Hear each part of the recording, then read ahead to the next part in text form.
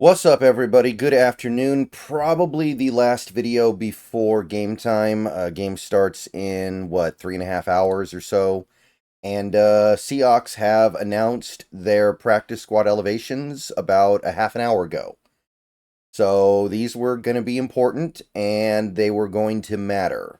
We knew that whoever gets elevated is probably going to get to play because of all these injuries to our front seven.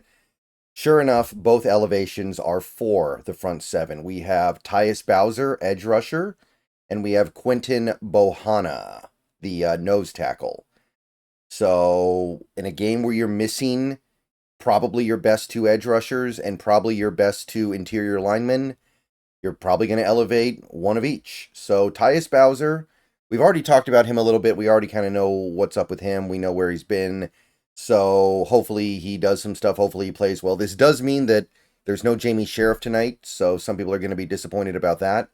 But Bowser, I think, clearly takes priority over Sheriff. Bohanna, however, was a player we signed that I never really commented on because it was kind of a quick little throwaway signing that we made to the practice squad some weeks ago. He might have even been shuffled off and on once since then. But Quinton Bohanna is kind of an interesting one. So just to really quickly talk about Bohanna, since I didn't get a chance to do it when we signed him, he's a former Kentucky nose tackle. He spent 4 years there, was not hugely productive, but he was a crucial part of what that Kentucky defense was because he was the guy who was clogging up the middle. And you can see the numbers are not anything over the top. He never got more than 18 tackles in a season. He typically averaged about a tackle and a half a game. He had 2 sacks in his career, 9 tackles for loss. Making the play was not necessarily his job. His job was to occupy attention so other people could go make the play. Went in the 6th round to the Cowboys, really didn't work out. And they had a need for a player like that. They've had a need for a player like Quinton Bohanna for a while. So that's not super encouraging that he couldn't even latch on in Dallas. Although maybe that's emblematic of a problem with the way the Cowboys coach defensive linemen. I don't know, because they're not really having success with Mozzie Smith so far either. So they got problems that run a little bit deeper than just one player. So according to this, he's like 327 pounds. I think he's much heavier than that. So expect him to play. And I think about players like this sometimes. These gigantic trash cans full of dirt that are just meant to be put in the middle of the defense and occupy attention.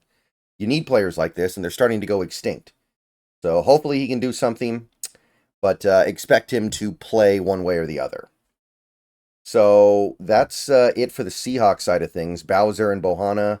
The Lions didn't elevate anybody. No practice squad elevations for the Lions, so nothing to say there.